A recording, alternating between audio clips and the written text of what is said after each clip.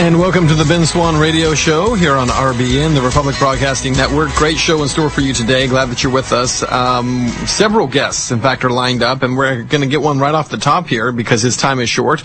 Art Alas is running for Congress in the state of California. He is also the guy who has really stood up for the owner of a company, a hot sauce company, you might have heard about this, called Sriracha.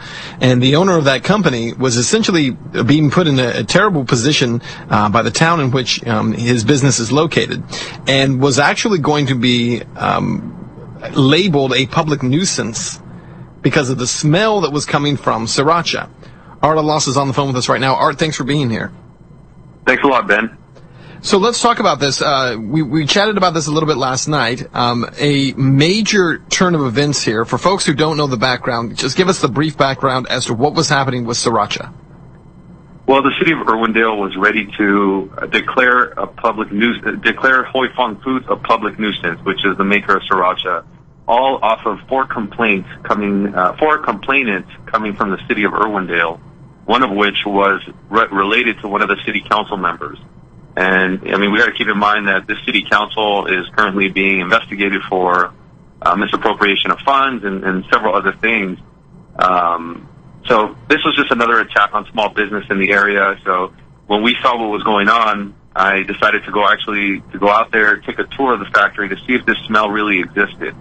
And after taking a tour, I didn't see what they were talking about. And that's when I got an opportunity to meet with the owner, David Tran, who told me his story and how he started his business, how he came from Vietnam and fighting communism. And I was completely inspired by what he had done and how he achieved the American dream.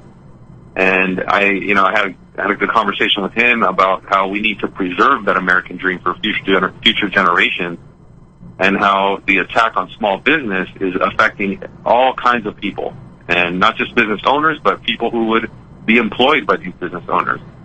And we decided to start a protest and put pressure on the city of Irwindale. And at the very bare minimum, I was asking them to take a tour of the factory, which they had not done until last week. And once they did that, this past Wednesday, they came to a resolution and they decided to drop all the litigation. So we had a victory there. It's a huge victory, as certainly, as I mentioned, you were really standing with this guy from the beginning, and you've drawn a lot of attention to what's going on. Now, I've heard that Governor Brown's office and some of those folks have tried to kind of swoop in here at the last minute and make it seem like they were the ones intervening. And I just want to make it very clear to our listeners that Art Alas, he is the guy who has been standing with the owner of Sriracha for weeks now, and I've seen the pictures on Facebook, and I've seen the pictures that you guys have put up of your protests and of the attention that you've drawn to this. And this is a huge victory, considering, as you said, that the city of Irwindale was going to create a resolution, essentially now, I guess, painting Sriracha and Hoi Fong Foods as a public nuisance. Right. Yeah, what would have happened if they would have succeeded is they would have given David Tran 90 days to supposedly remedy the issue, and if he didn't, which again the issue was the supposed smell, but like I said, there was not really much of a smell, so I don't see what the remedy could have been. If he didn't remedy the issue, he would have had to allow the city of Irwindale to come into his business, and they would have remedied the issue for him at the cost of close to $1, which to me was ridiculous. Art, as you are running for Congress out there in California, you are a Liberty Republican. Tell me about. This is obviously a huge victory, but this is part of what you're trying to do, right? You're trying to stand up for individual business owners. You're trying to stand up for the individual within your particular congressional district. How's it going in terms of the relationship that you're building with voters? I think it's going really well. First off, I wanted to show that I'm a man of action. I'm not waiting around for government to take care of the issue, and I wanted to build that relationship with the community to show them that, you know, we as a community, if we stand together and fight against injustices and corruption and the things that we are seeing on a daily basis, that we can make a difference. And I think that that's the biggest message that I've been bringing to the people, that there's no reason anymore to be apathetic. We have to act. Our rights are on the line. Our civil liberties are on the line. And I've been getting a great response. Everybody loves my message, the liberty message, and I couldn't be happier at the moment. And I hope that we see the results of the poll. I think we're going to do very well. When we've talked before, one of the things that you've said is if you were elected to Congress, one of the bills you would put forward would be a bill to eliminate the IRS. Is that correct? That's correct. Tell me about that. Well, I'm just sick and tired of having institutions or structures within government that hold people down. And I think that the IRS embodies a lot of what's wrong with the government today. The fact that they can tax us on our labor, our hard work, our productivity, our achievement, our success, our savings, things that every human being is working for.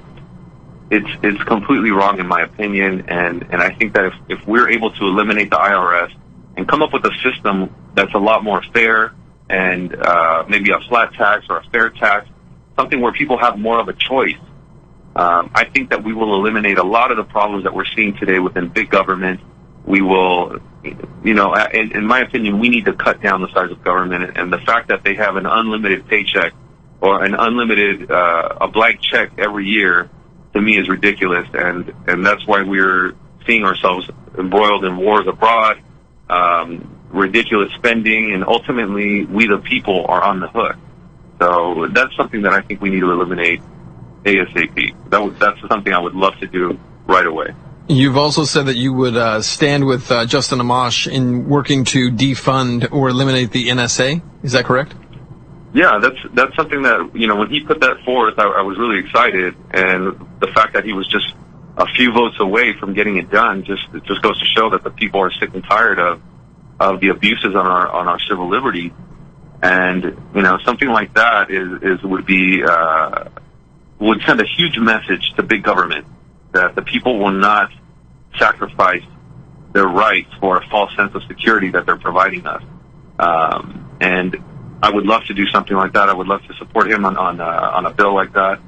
And we need to. The NSA is just one of the institutions that we need to eliminate. I'm sure there's many more that we're going to go after, and I think that that's what's going to turn this country around ultimately and bring us back to the successful point that we once were in.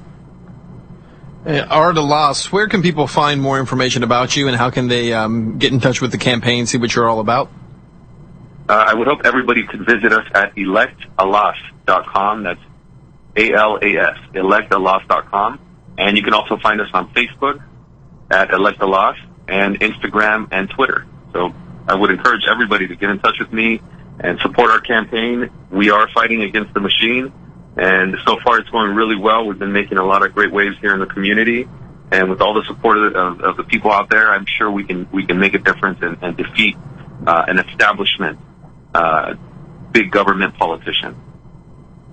Yeah, absolutely. And the big government politician, by the way, that you're running against, isn't this a woman who made loans to her own campaign and has been paying herself interest off? 60 Minutes did something on her, right?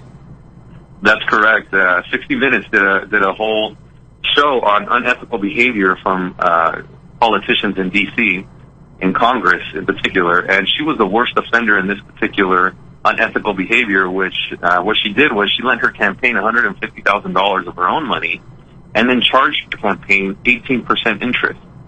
So every time somebody donated to her campaign, part of that donation was to go to pay back the principal of that loan. And so she's made over $250,000 already. And it's just completely unethical and ridiculous that we have people like this running our country. Absolutely. And ridiculous that that's not illegal. Art Alas, thanks so much for being with us. We'll be back after this. Thanks, Ben. And welcome back to the show. A couple of different stories that are popping at benswann.com, and encourage you to go over there and check them out. But one of the big ones has been this interview with Edward Snowden that was conducted by Brian Williams of NBC News. In this latest interview, it's really the first interview that Snowden has done with a mainstream network. Again, sitting down with Brian Williams of NBC, Snowden offered his own insights on his alleged espionage. Snowden recalled when his life changed when he released secret National Security Agency documents with journalists. It was the most real point of no return, explained Snowden. And at that point, he became the most wanted man in the world, said Williams. But wanted for what? Snowden said he wanted to know. If this has caused serious harm, I personally would like to know about it, he said. He added that no one in the U.S. government can point to instances of harm that have been caused by his leaks. And if that's the case, is it really so serious, Snowden wondered. Snowden also smashed the assumption that he is working with the Russian government since he's been stuck there. I have no relationship with the Russian government at all. I'm not supported by the Russian government. I'm not a spy, said Snowden. I took nothing to Russia, so I can't give anything to Russia. Snowden explained his own history, which included a grandfather who worked at the FBI and a veteran father. He was actually at Fort Meade outside the NSA on September 11, 2001. After that, he joined the U.S. Army. There are some things worth dying for, and I think the country is one of them, he explained. But he said that the intel used for the war in Iraq was bad. I believe the government's arguments that we were going to do good things in Iraq, he said. He added that sometimes we're told by government, some of the things that we're told are simply not true. And he explained that the government's data collection means are quite powerful. Like we learned in the leaks, the NSA can completely take over a cellular phone. Being a patriot means knowing when to protect your constitution and knowing when to protect your country, he added. Snowden wants to return home, but not if he's charged under the Espionage Act. As far as facing the music, he'd like to, but the music he's facing isn't exactly fair. The music is not an open court and a fair trial, he added. You know, I'm sure you've seen the statements made by Secretary of State John Kerry, I think yesterday, in fact, where he came out saying that if Edward Snowden were really a patriot, he would, quote-unquote, man up and come back to the United States. He would man up. It seems like such a strange mentality right now when it comes to this particular issue. Because, again, it comes back to this idea. All right, Edward Snowden, is he a lawbreaker? Absolutely. Did he break the law? No question.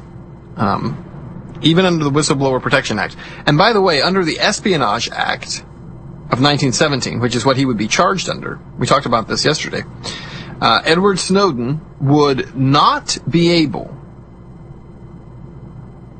to have differentiation made between providing information about what the government was doing to journalists. There's no differentiation between that and him selling secrets to a foreign government. So under the Espionage Act, it doesn't make a distinction between the two. So for Snowden to come back here and to quote-unquote man up, as this ridiculous statement made by John Kerry, doesn't make any sense at all. I mean, why would you do that? Why would you come back and face the music in a system that is completely rigged? He would not have the ability to share his information. He would not have the ability to allow the American people to be able to judge the information that he was putting out. It's a very strange kind of set of circumstances. And then, as I mentioned, you still have these guys like Secretary of State Kerry, who they go around making these kind of inane, tough guy comments, like he needs to come back and man up, and if he was really a patriot, he'd be willing to do this. It seems ridiculous. It seems ridiculous. At the end of the day, will Edward Snowden come back? I doubt it. One of the comments that was made also was that Snowden had said, why was he in Russia? Well, he says the reason he was in Russia was because the U.S. revoked his passport, and so he had no ability to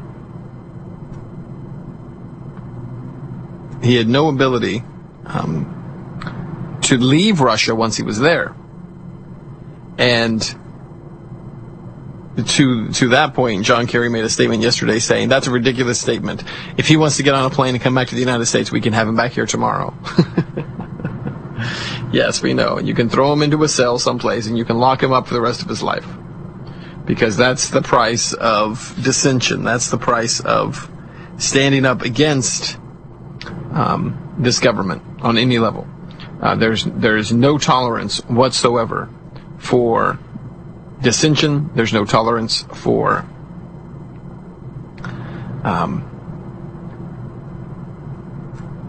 revelation, telling the American people what their own government is doing to them. Not a good system at all. Not a good system at all. So if you want to check out the interview, we have it there at our site at benswann.com. You can see the interview with Brian Williams. You can see the discussion there between Edward Snowden and Brian Williams and some of that interchange between the two of them.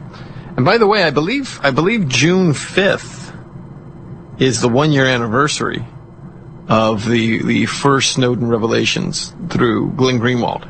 I believe it's June 5th. So it seems kind of crazy, doesn't it, that we're already coming around to 1 year. It's incredible. Incredible. Another story that we have up, by the way, I would draw your attention to it, and this one is something that I find to be very interesting. On I-10, Interstate 10 in El Paso, there are billboards that have been put up that say Plata o Plomo in El Paso. Plata o Plomo means silver or lead. Basically, you either take the bribe or you take a bullet. It's actually a very old saying that are used by narco groups and by drug cartels. So it's fairly interesting. They put up these billboards, these Plata o Plomo billboards, and then they hung mannequins, like hanging from the billboard. So I would encourage you to check it out and take a look at this story. It's a fairly interesting one. The other billboard that was defaced was a DEA billboard that was put up offering $5 million as a reward for information leading to the arrest of Rafael Caro Quintero. This one had the word dying for drugs written on it. And they also hung a mannequin from that one. A lot of issues that go into these stories and a lot of background that we don't have time to get into today, but it's an interesting thing, and we talk about this all the time. These guys, these Mexican drug cartels, are without question the biggest threat to our national security, I believe. And if you want to take them down, if you want to end their control, if you want to weaken them in the war on drugs, because it is by prohibition that these guys have their power, it is by prohibition that they have the ability to do what they're doing. It's pretty incredible. All right, we're going to stay on that NSA theme when we come back. We've got Bruce Fine. He'll be on the show with us on the other side of this break. Don't go away. And welcome back to the show. This segment brought to you by Snoopwall.com. If you go to benswann.snoopwall.com, you can actually save 20 to 50% off your order. Snoopwall, essentially the port authority for your smartphone. If you have a smartphone, an Android specifically, you probably have apps on it. And if you have apps, they are, in many cases, accessing your microphone or your camera without your knowledge. Sometimes it's with your knowledge. Well, all a hacker has to do if they want to get onto your phone and access your camera and your microphone is to hack those apps. Snoopwall tells you what apps are doing at what time and whether or not they're accessing your microphone, whether or not they're accessing your camera. Go to benswann.snoopwall.com, save 20 to 50% on your order. All right, on the phone with us now is Bruce Fine. Bruce, thanks for being with us. Well, thanks for inviting me. Absolutely. Excited to talk to you. We were just talking in the last segment about Edward Snowden and the NSA and this interview that he just did with Brian Williams. And you actually drafted the lawsuit that Rand Paul put forward against the NSA. Is that correct? Yes, sir. Tell me about that lawsuit. Well, right now, it challenges the practice of the NSA that continued since May of 2006, that we're now at the 8th year, to collect what's called telephony metadata on every single domestic and international call concerning any American, that is all 300 plus million Americans. And telephony metadata records the call, the number that's making the call, the number receiving the call, the station of the call, the time of the call, and some information about the location of the call. And that means that if you as a citizen make on average 15 calls per day, international or domestic, and that means whether you're the initiating or receiving caller, the NSA has about 45,000 telephony metadata points on you by which they could deduce a profile. 45,000. The other thing to notice about this particular program, it began in secrecy, and the NSA had testified after Mr. Snowden's disclosures that their goal was to keep it secret from the American people forever. It would never be subject to any debate, any review by Congress, any review by the American people.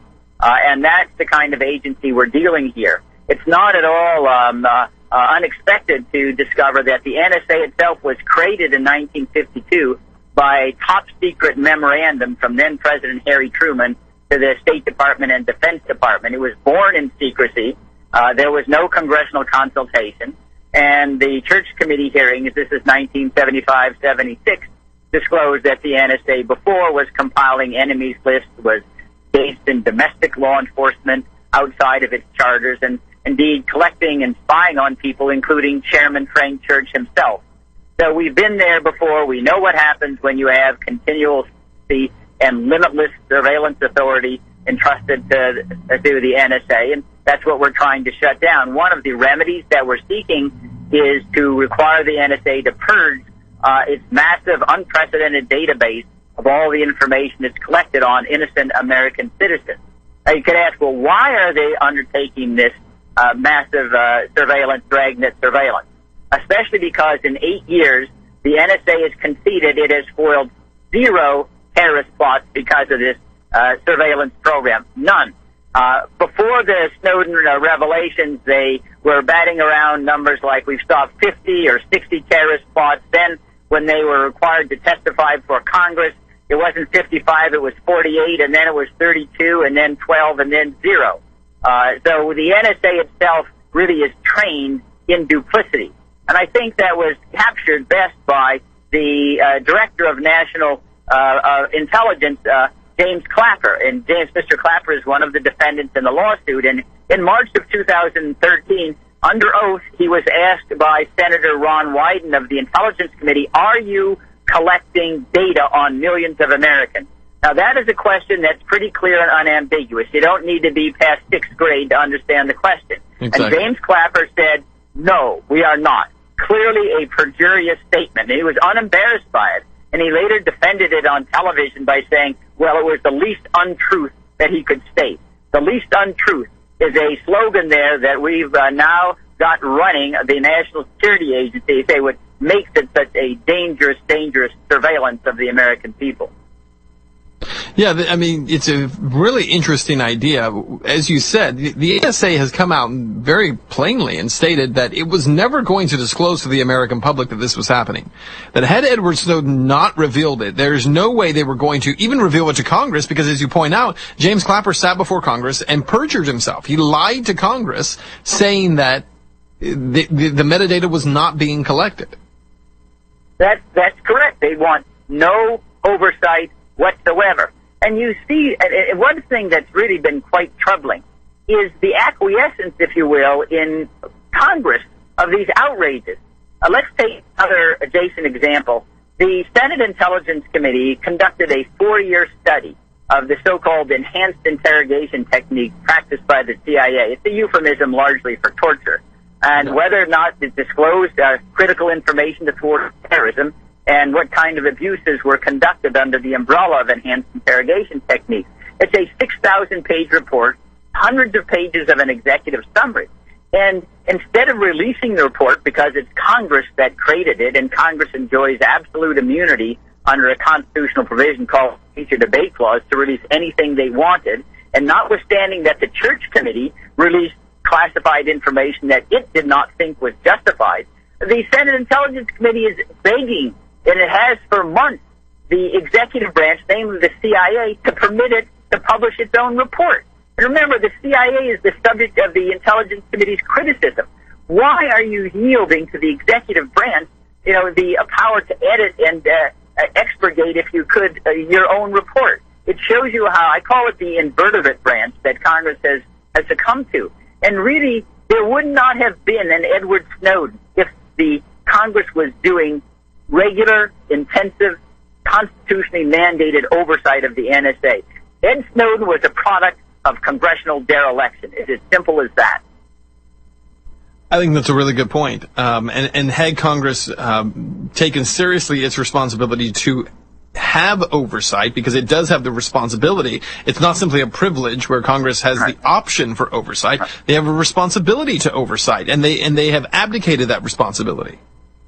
Absolutely correct.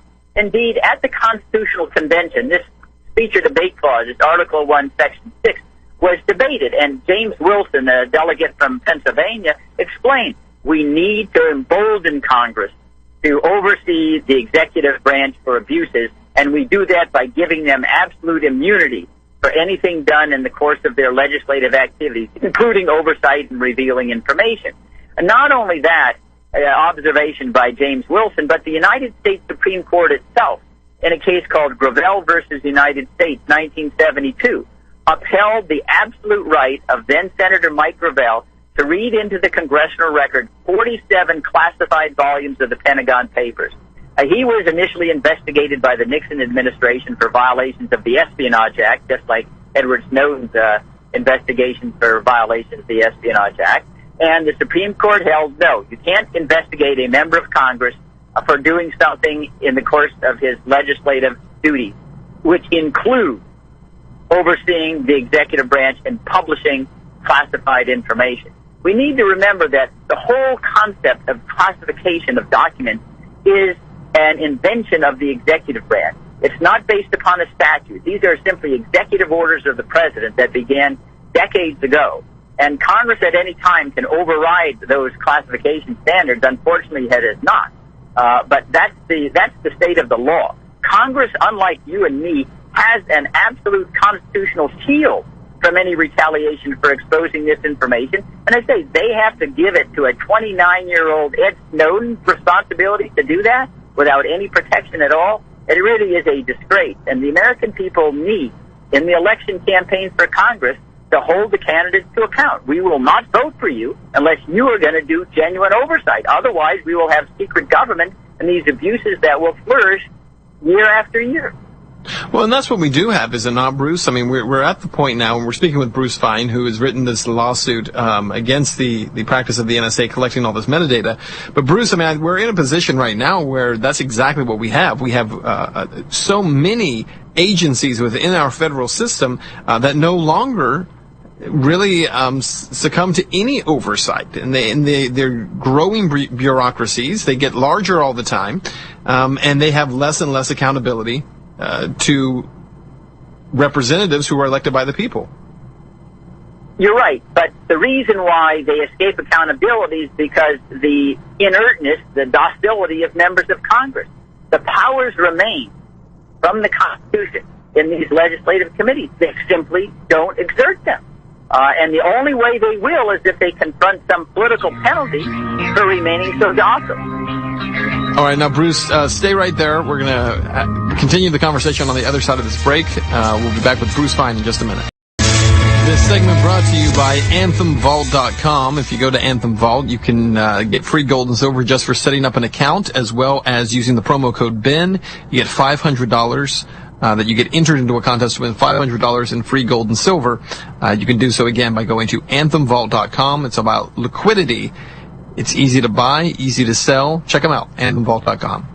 We're on the phone with Bruce Swann, who has written this lawsuit on behalf of Rand Paul, essentially suing the NSA over the metadata program. Bruce, where do you expect to see this go, and what's the process that you have to go through here? Well, the government has made a motion to dismiss the case, as they have in other companion cases. We filed an opposition, and now we're sort of waiting, I think, for the judge to set an oral argument date. It's in the United States District Court for the District of Columbia. We are before a Judge Richard Leon, who in a companion case, a little more sprawling, did find that the metadata collection program violated the Fourth Amendment.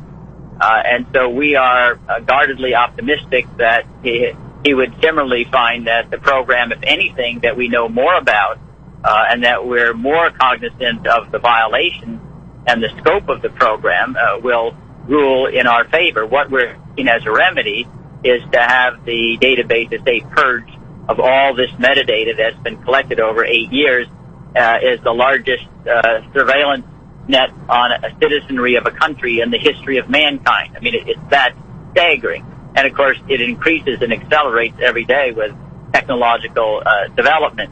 Now, this case has a couple of unique aspects in the following. One, the statute that the administration has relied upon to conduct the program expires in June of next year unless it's extended. Now, that wouldn't take account of purging the database that's already been collected, and moreover, given the limitless executive authority that this administration has claimed under Article 2 of the Constitution, they may continue to conduct the program even without the statute. After all, we need to remember this alarming fact that President Obama has asserted constitutional power to kill any American anywhere on the globe that he secretly determines based upon secret evidence is an imminent threat to the United States, and he's utilized this power on 4 occasions to kill American citizens, and he's contemplating a 5th. So even if the metadata statute relied upon by the NSA to conduct the existing program expires, repealed, the president may just continue saying, this is my inherent constitutional power. I don't need any statutory authority for it. Okay, and so the goal here is to ultimately do what, though? The goal is, one, to prevent the program from going forward, and in a backward-looking way, to have an order that the NSA purge, eliminate its data, destroy all of that telephony metadata that's been collected on American citizens for the 8 years.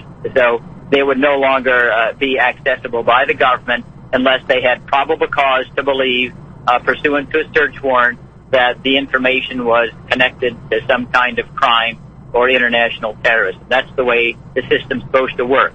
Right now, all this data is being collected against people who are known to be innocent. Right, and so, okay, and as that moves forward, what are the chances, do you think, that this thing will get some legs underneath it? And you said the government's already filed a motion to dismiss, which is not surprising. Is this the case that ultimately will go to the Supreme Court, do you think? I think the chances probably are at least 50-50 or better. It will go to the United States Supreme Court. I think we have a very strong case to prevail based upon its most recent decision concerning GPS systems and the ability of technology to outpace the privacy protections that were afforded when police were in the buggy age of technology, and therefore subject to extra scrutiny, because the whole idea of the Fourth Amendment is the right to be let alone from government simply because you're a human being. You don't have to give a reason why you want to be let alone under our system, where liberty is the rule and government snooping is the exception. The burden is always on the government to explain why they are disturbing your right to be let alone. And that being, I think, the consensus of at least 5 justices signals a very optimistic view of prevailing in the Supreme Court in amendment claim. Well, and this idea that you have the right to be left alone is something that's quickly disappearing in this country. And so that's why I think this lawsuit's so important, is because that right needs to be kind of restated over and over again, because we no longer seem to believe that. And certainly government doesn't seem to believe it. They don't seem to believe that you have the right to be left alone, that they have the right to know everything about you, so that the moment you do something wrong, you're already cataloged and in their database. Well, correct. And not only that, they understand that the more the people fear the government has information on them, the more docile they will be, the more reluctant they will be to undertake any kind of criticism, and you end up suppressing the kind of vigorous dialogue and critique of government that the free speech and the Fourth Amendment was designed to protect. I think you have it exactly right. We have turned the Fourth Amendment on its head from a beginning point where freedom and liberty was the rule, and the government had a high standard of need to justify disturbing the liberty, and now if you don't have anything to hide, who cares if you're in a fishbowl? And it's presumed the government has a right to look at everything that you've ever done unless you can show we're at the verge of the Gestapo, which is the opposite of what we were conceived of as a nation in 1776.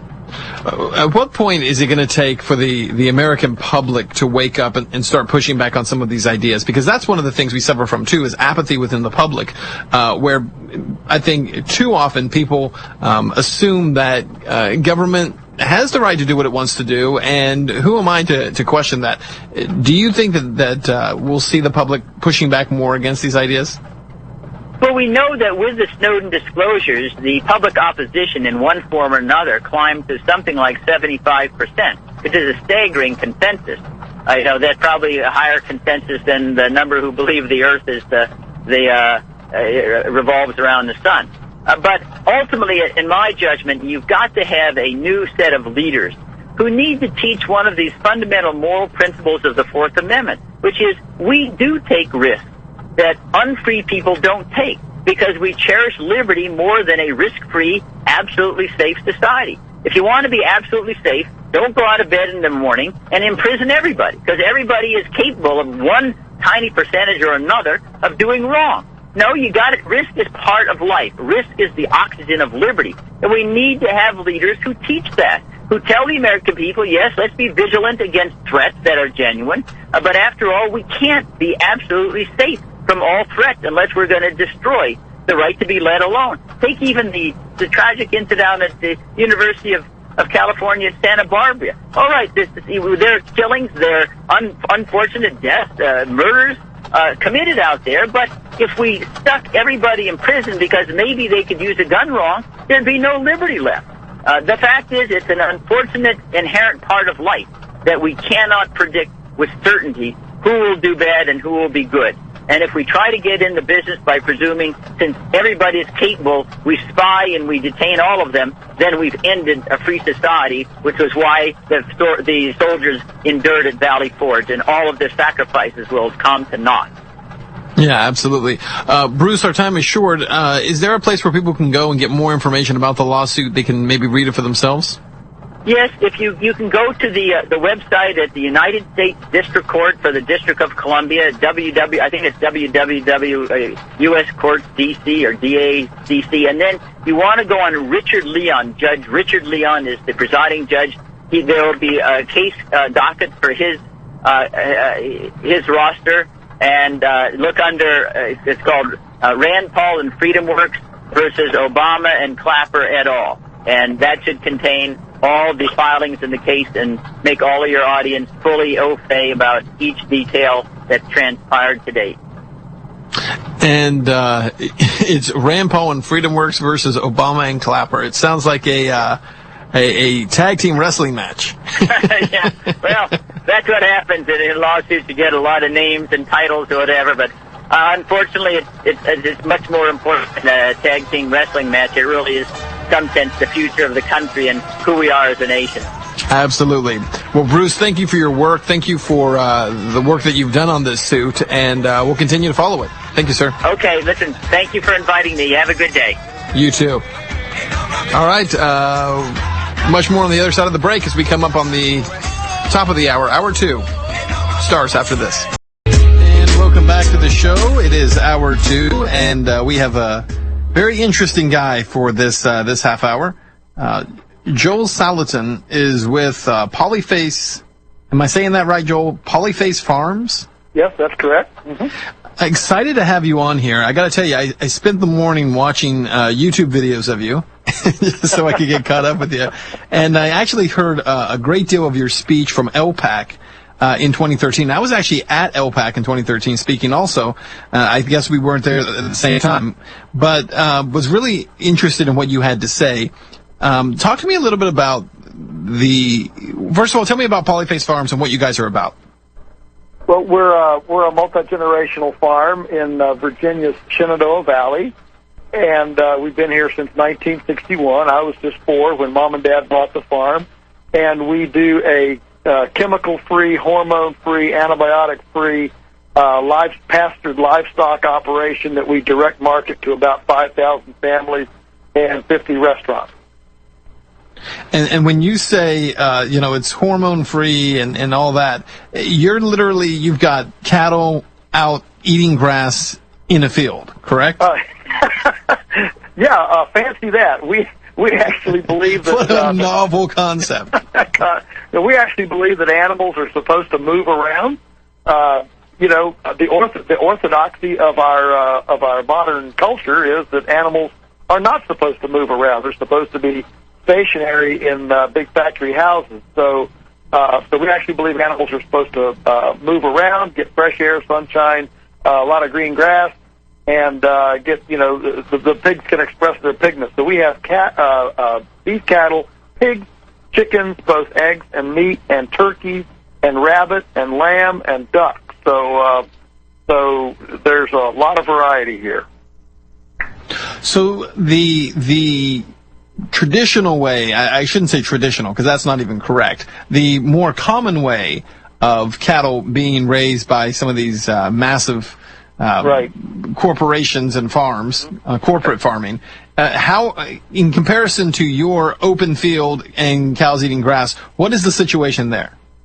Well, the big difference is that where they would lock them up and, two things. First of all, in the industry, most cattle are still raised on pasture early on in their early life, and then they go into a feedlot where they're fed, grain and high concentrate feed for the last, 90 to 150 days, which is, like a third of their life, roughly. But the grazing is done very haphazardly. Just, you put the cows in the field and you just leave them.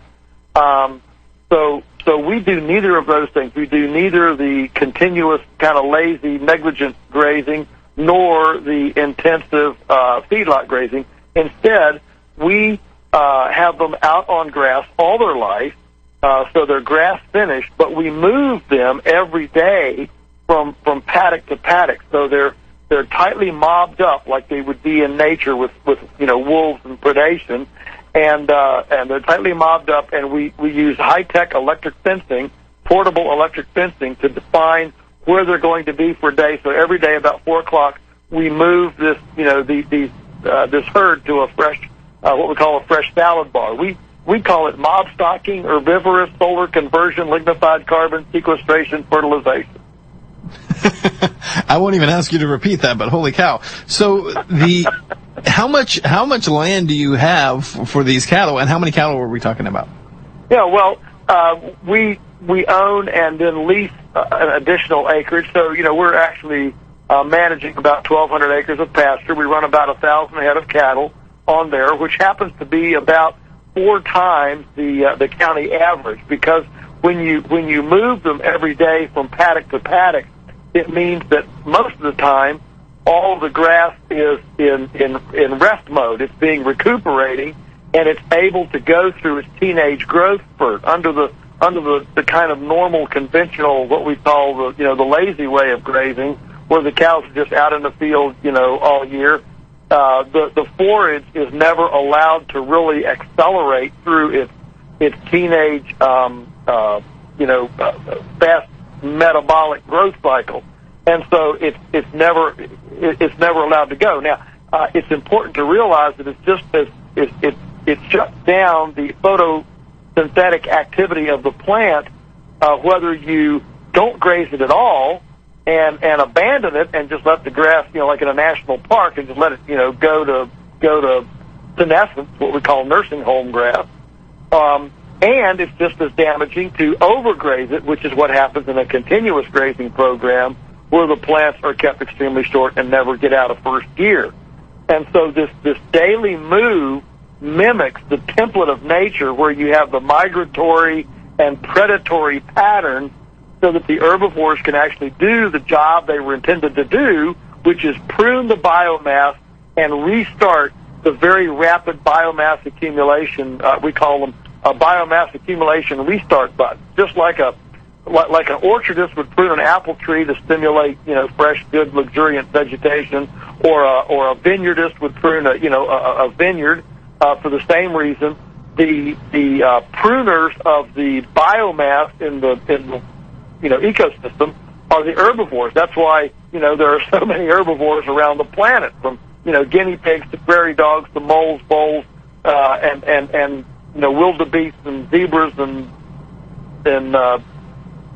yaks and reindeer and moose. There's a lot of herbivores, and the reason for them is to prune the biomass so that it can actually go through a very rapid growth cycle, which actually converts a lot more sunbeams into carbon, into biomass.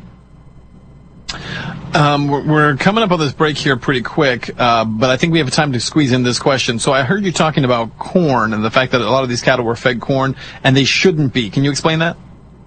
Well, sure. The corn is a very high energy concentrate that doesn't ferment in the gut like biomass, like forages do.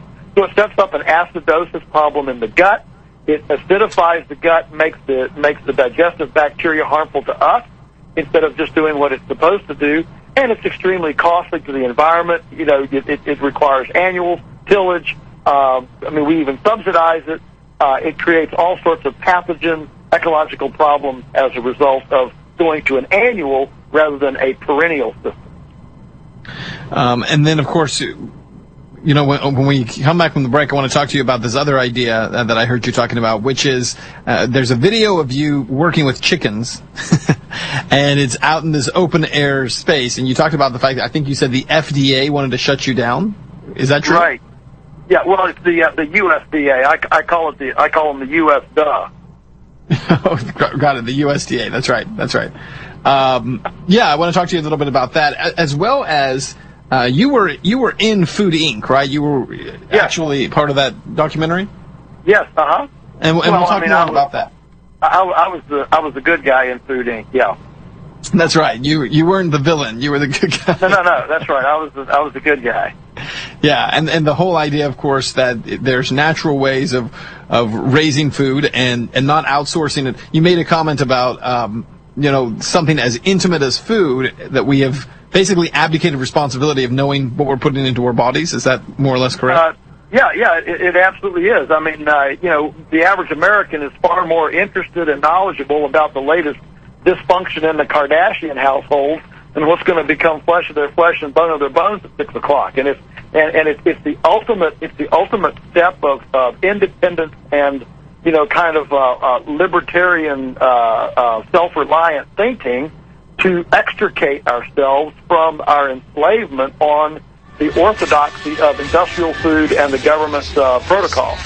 All right, so much more to talk with you about when we come back from the break. Joe Salatin of Polyface Farms. We'll talk more with him on the other side of this break. And welcome back. We're talking this half hour with Joel Salatin of Polyface Farms. And Joel, there's so many different things that we should be talking about today. So let's start here and talk about the USDA wanting to shut you down. Explain to me a little bit about what that process looks like and what their claims were. Yeah, well, we had an open air. We processed these chickens in an open air shed with a concrete floor and a nice big lagoon for the wastewater that we pump out on the field. And inspectors came in and said you can't have an open air facility. Open air is inherently adulteration and unsanitary, And when we even showed them our own data that showed that we were 25 times cleaner in bacterial contamination than their own chickens, their own controls in the supermarket. And ours hadn't even had chlorine. Theirs had 40 chlorine baths Ours hadn't had any chlorine at all. And but they, they wanted to have walls, and they wanted to have special light bulbs and bathrooms for employees. And so we don't even have any employees. So you got to have changing lockers for your employees. So we don't have any employees. So we got 2 bathrooms, 2 in our house, 2 in Mom's house, 50 feet away. The fact is that the orthodoxy of what I call the food police is the problem is that when you have regulations, they are very scale prejudicial. They do not measure empirical safety. They simply define infrastructure and paperwork and protocols that are, supposedly, if you wrap enough of this stuff around every product, it's safe. But the fact is, you cannot regulate integrity. And so, this is back to the basic, Louis Pasteur germ theory versus the Antoine Beauchamp terrain theory, where, safe food is sterile. And so what we've come to in our food inquisition in this country is that the orthodoxy says it's fine and safe to feed your kids, chlorinated chicken, Mountain Dew, Dr. Pepper, and Count Chocula, Fruit Loops for breakfast. But it's unsafe for your kids to have raw milk, compost-grown tomatoes, and Aunt Matilda's homemade pickle. And this is just a denial of the true science of terrain.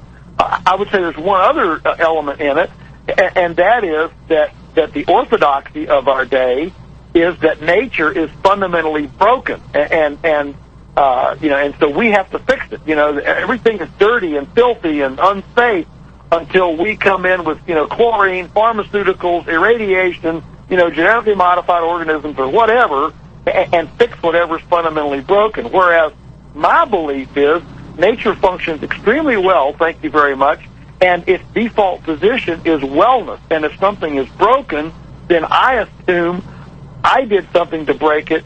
It wasn't nature collapsing in and of itself. And so we look at these templates and say, how can we approximate the patterns and templates of nature and move those into our food system. That is absolutely heresy, heresy thinking in our culture right now.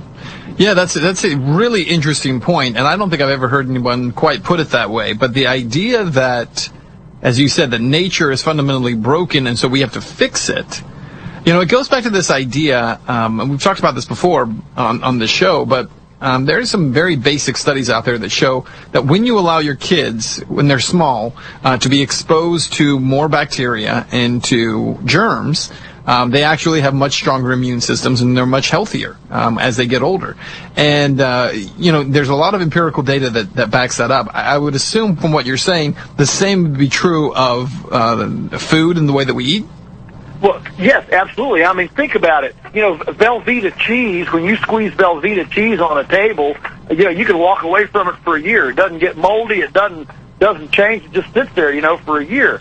And if food is going to actually function for you, if food is actually a living material, a living fuel for your 3 trillion internal bacteria, we are not sterile. MIT now says that we're only 15% human. We're 85% unhuman. That bacteria. What does that mean? Well, it means that most of what lives on our skin and in our bodies is not primarily of human. It's other beings, from bacteria to viruses to whatever, and so into this this bacterial soup, it's not fundamentally sterile, and actually there are way more good bugs than bad bugs. So if you're overwhelmed by bad bugs, it indicates that there's something wrong in the terrain, the habitat, that's breaking down the immunological function. And yeah, you're right. Grandma used to say every kid should eat a pound of dirt, by the time they're 12 years old. Today, our kids, not only don't touch dirt, but all they touch are the two probes on a video game, and to come into life with a non-exercise immune system that is extremely lethargic. So a little bit of dust, a little bit of pollen, a little bit of bacteria comes along, and suddenly, they're sick and they've been overwhelmed because the function of their immune system has not been exercised. And it's a very powerful concept. And so what we want is living food. We want, let's give an example. E. coli in cattle. The industry says, well, E. coli is ubiquitous. It's everywhere. You just have it. Well, but the problem is that the high pathogen E. coli that comes from, for example, corn feeding from an acid stomach is a very acid-loving E. coli. Normally, our digestive system is supposed to be about 2 pH lower, more acidic than the pH rumen of an herbivore. So when we feed corn to the herbivore, the rumen becomes extremely acidic, which then these E. coli bacteria adapt to that new acidic environment. So if we happen to eat some of it, instead of our acid killing it, it kills us because it's been adapted to our higher acidic environment. Cornell University showed that if all you did was feed cattle, all feedlot cattle, if they fed hay for 2 weeks before slaughter, there wouldn't be an E. coli issue in the whole food chain. But of course, the industry, which is owned by the chemical companies and the corn companies, and subject to concessionized subsidies and ag policy and all that, they poo-pooed Cornell, said, oh, you don't know what you're talking about and all that, because it would kill them to actually, change their regimen for 2 weeks so you and I could be healthy without a bunch of chlorine and sterilizer. So, again, nature's default position is absolutely wellness. And when something is not well, it doesn't mean that being is just pharmaceutically disadvantaged. It means there is a fundamental breakdown in the process, in the system, that's allowing the good bugs to be overwhelmed by the bad bugs. Yeah. Well, and I think for most folks out there, I mean, a lot of what you're talking about has become a foreign concept, but if you go back, 50 years, 60 years, it wasn't, right? This is all a fairly new shift in terms of the way people think. Joel, can you stick around for one more segment? Sure, be glad to. Oh, great. Okay, we'll talk more with Joel specifically about the issue of what steps people can take to make their own lives healthier. More with Joel Salatin of Polyface Farms when we come back. And welcome back to the Ben Swann Radio Show. We're talking this hour with Joel Salatin. He's with Polyface Farms. And Joel, I want you to talk a little bit about what folks can do. So we've become so kind of wrapped up in a world of processed food and, as you said, antibiotics and hormones and all these things that are pumped into our food. What can people do to take steps to start walking back from that? Sure. Well, I kind of have three action steps. The first one is to get in your kitchen. Much of the problems in food are because of processing. And, processing is all about shelf life, stability, transportability, that sort of thing.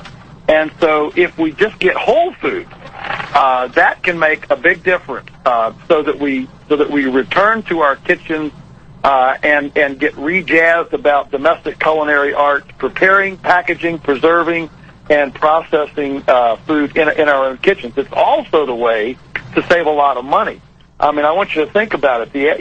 You go into a store and there's premium Idaho baking potatoes right in the produce section for 89 cents a pound or whatever, and 3 aisles over there's 120 feet of frozen freezer case with cardboard box microwavable French fries frozen, and then 3 aisles over from that is another 120-foot aisle of potato chips. The microwavable French fries are $2 a pound, and potato chips are $4 a pound. So for 89 cents a pound, you get your own potato chips, use your high-tech, your high-tech Cuisinart slicer, dicer, fry baby, and you make your own potato chips. Right on. For pennies. While you talk with your kids and do the science lesson about, hot oil and transforming food, in front of your kids, and turn the whole kitchen into a science experiment. The point is that you cannot have an integrity food system with such a profound abdication of visceral participation as we see in this country. So number one is to get in your kitchen. Number two, you ready for number two? Yes. Find a farmer. Every single community is surrounded by a handful or more of really, really high-quality farmers that are building the soil, farmers that are making really nutrient-dense food with the proper, fatty acid profiles, pasture-based livestock, compost fertilized produce, things like that. So, every area has one, and many of these farmers are desperate to just get 10 to 20 more customers so they can make enough income to leave their city job and their commute and actually, be an entrepreneur and farm full-time.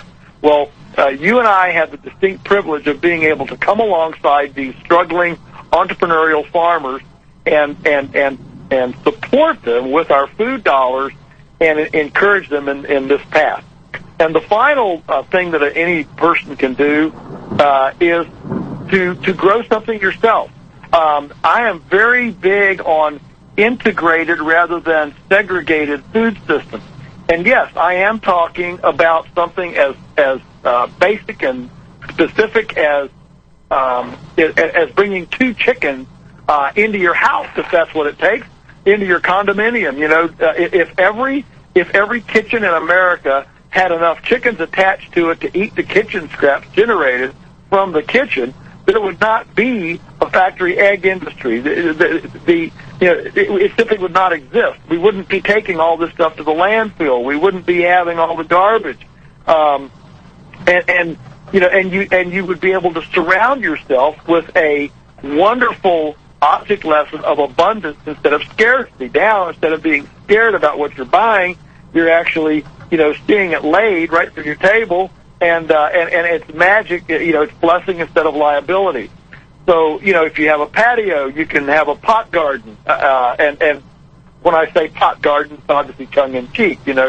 I'm fine to have pots, but growing plants in pots, that's fine. Right. Honeybees up on the roof of your house. The backyard, turn it into, you could have a couple rabbit hutches with earthworm beds underneath. And some plants, stackable gardens. Now, Mother Earth News magazine has tons of all these really cool high-tech stackable gardens that you can put in small acreages. From aquaponics to whatever. The point is to grow something yourself.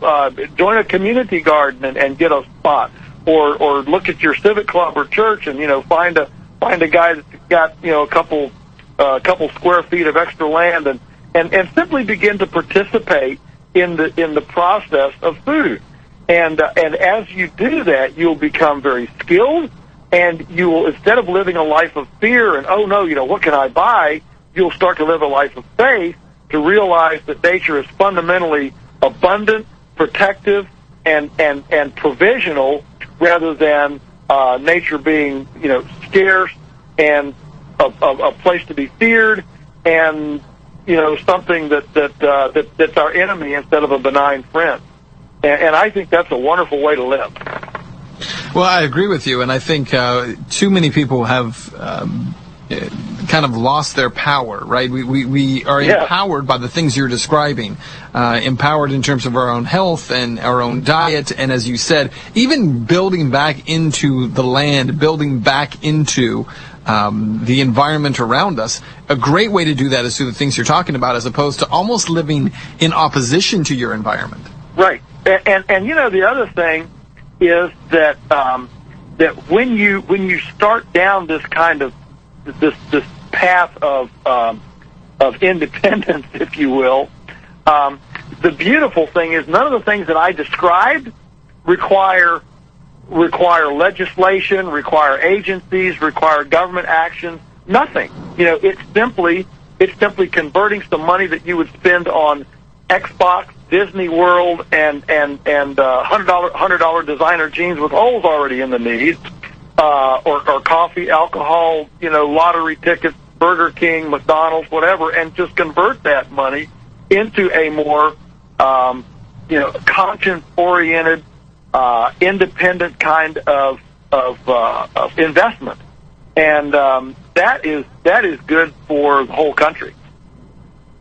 It is good for the whole country, and it allows people to take greater ownership of the situation around them. And I think part of the difficulty of this, though, does go back to an increasing worldview, as you said, where people are afraid of things that are dirty, or they're afraid that something's unsanitary, and so we're so we have so sanitized the idea of these things that it seems very intimidating to a lot of people. Well, how would I know that I'm not going to poison myself? Yeah, well, absolutely it does. I mean, we get calls from customers, can I thaw a chicken out in the sink? Is it going to get sick while I thaw it out? Frozen chicken, that sort of. I mean, our parent, it's axiomatic that we do fear what we don't know. That's true. We do fear what we don't know. And the fact that we now have come to fear food because we're so ignorant about it is a profound shift in our cultural understanding. I mean, instead of an information explosion, I would suggest that on the most fundamental elements of life, we've actually had an information implosion because we know so little. And I can tell you for sure, however things move, if there were crises or problems in the culture, I would much rather be friends with a guy that knows how to grow tomatoes, milk a cow, and make cheese than somebody that knows how to upload Angry Birds. That's a good point. Time is short. What do you think are some of the biggest misnomers? You said that you have customers who call you. What are some of the biggest misnomers that you find that people have about food? Well, probably the number one is that getting in your kitchen is gonna shut down your life. And I just don't have time to be in the kitchen. And the fact is that any skill takes time to develop. You're not going to do it perfectly first, and the more you do it, the better off you're going to be. So what I always tell people is, Grandma's old saying, if it's worth doing, it's worth doing right. That's wrong. The truth is, if it's worth doing poorly first. We don't walk well, talk well, write well. We don't do any of that first. Little infants, we don't even poop well. Well, maybe we do, but we don't know where to put it. And so you have to learn these life skills. And we don't castigate a 1-year-old the first time they pull themselves up on a chair and then drop back on their diaper. We don't say, well, Johnny, if you can't walk any better than that, just quit. No, we encourage them. We say, good, try again. And as adults, we have to have that same mentality to innovate and try things in our own lives to create our own independence. Absolutely. Joe Salatin, thanks so much for spending some time with us today. Thanks for having me on. I appreciate it. You got it. We're coming to our final segment after this. Coming into our final segment here, and I want to share with you an article that was put up at benswann.com by Joshua Cook. It's called Socialism or Liberty, Which One? South Carolina. Joshua Cook writes this. He says, what's wrong with people? It seems like we're living in an alternate universe with the news reporting on the decline of Tea Party candidates and rhinos like Lindsey Graham soaring in the polls. What gives?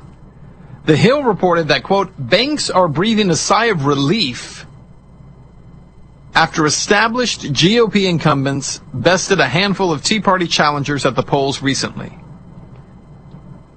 Is that who we're supporting now in South Carolina? Establishment Republicans and career politicians? Industry sources say that the establishment wins improve Republican odds of retaking the Senate, which would in turn lead to a friendlier climate for the long-beleaguered sector. But some note that the Tea Party has left a mark on the Republican Party, presenting a challenging landscape for the industry, reported The Hill. The same old candidates are why we have things like Obamacare and bank bailouts. Can we even afford to maintain the status quo? I don't think so. Wouldn't you agree? And South Carolina is lucky enough to have liberty-loving anti-Grahams, but according to a poll from Politico, people are still backing Lindsey Graham, even after 9 Republican groups censured him for his liberal voting record. The poll conducted by Target Point for the Citizens for Responsible Energy Solutions shows Graham getting 56% of the vote. Graham faces 6 Republican challengers in his bid for a 3rd term. If his challengers can hold him to half the vote, Graham would face his top opponent in a 2-week runoff. The poll shows Graham's nearest challenger, Easley businessman Richard Cash, at 7%. State Senator Lee Bright of Spartanburg came in 3rd with 6% in the poll, followed by Charleston PR executive Nancy Mace at 5%, Columbia pastor Det Bowers at 4%, combat vet and attorney Bill Connor, and Columbia attorney Benjamin Dunn, each at 1%. If losing more money in your paycheck through taxation, losing your choice of your doctor, and undergoing the unchecked government spying of the NSA doesn't get you motivated, then what will? I think Josh makes a really good point here because, the talk as of late has really been about this issue of Tea Party challengers being basically held off in trying to take on the establishment Republicans. And there are quite a few people who I think are pretty happy about that idea. And as The Hill points out, bankers are pretty happy about the idea. It fits really well into what they were hoping for. But you have to step back from it for a minute and say, look, if this is where we are, if we're in a position right now where so many Republicans want to stay with the status quo because they just hope to retake the Senate, then at that point I'd say they get what they deserve. Don't you think? I mean, at some point, I think we have to recognize that they are going to get what they deserve. In that, if you think that this 2-party system, if you buy into that, if you buy into the idea that the 2-party system is not broken, if you buy into the idea that it's one party's fault more than another, if you buy into the idea that the cronies belong to only one party instead of to both, then maybe it's just a matter of you've got to suffer through it. You've got to go ahead and get that full Republican Senate and House. And then once again, we'll be in a position where you still don't have more liberty, and you still don't have more freedom. None of those things really change. As Josh says, if losing more money in your paycheck through taxation, tell me what Republicans want to cut taxation. How many Republicans are actually having a discussion about creating a fair tax or a flat tax of some kind, a consumption tax of some kind, one that doesn't allow for cronies to use the loopholes? They're not. That discussion's not being had in the Republican Party. Republicans aren't trying to cut taxes. They're certainly not trying to scale back the size of government. They say they want to, but everything they vote for continues to build and expand government. Don't forget that during George W. Bush's term, his first term, he had a Republican House and a Republican Senate and the White House. Government didn't shrink during that time. Government didn't become smaller. It just continues to expand. It just continues to grow. And at some point, in order to break through that paradigm, you almost have to allow people to get what they have coming to them. if you really think the answer to these problems is going to be to turn it over to one party, you're going to be sorely disappointed. It is disappointing when you see someone like Lindsey Graham, who has a terrible voting record, who, as we've pointed out, is such a crony. This is the guy who right now is pushing for the bill on behalf of Sheldon Adelson, right? In order to make sure that he takes a lobbyist who worked for Sheldon Adelson, takes that bill, and essentially uses that bill to try to eliminate online gambling. Meanwhile, he supports Sheldon Adelson's pursuit of opening a brand new casino in Florida. I mean, here's a guy who constantly wants to go to war, who has no regard for the rights of individual Americans, who believes that America is a battlefield, believes that battlefield means that all Americans should be treated as if we are in a combat zone, that the laws of war should apply even to policing here in this country. Basically, this guy doesn't stand for anything that supports individual freedom or individual liberty. And yet, somehow, he continues to climb in the polls, the numbers all on his side. As we pointed out here, right now, this latest poll shows he's getting 56% of the vote. So at what point do voters wake up? I don't know.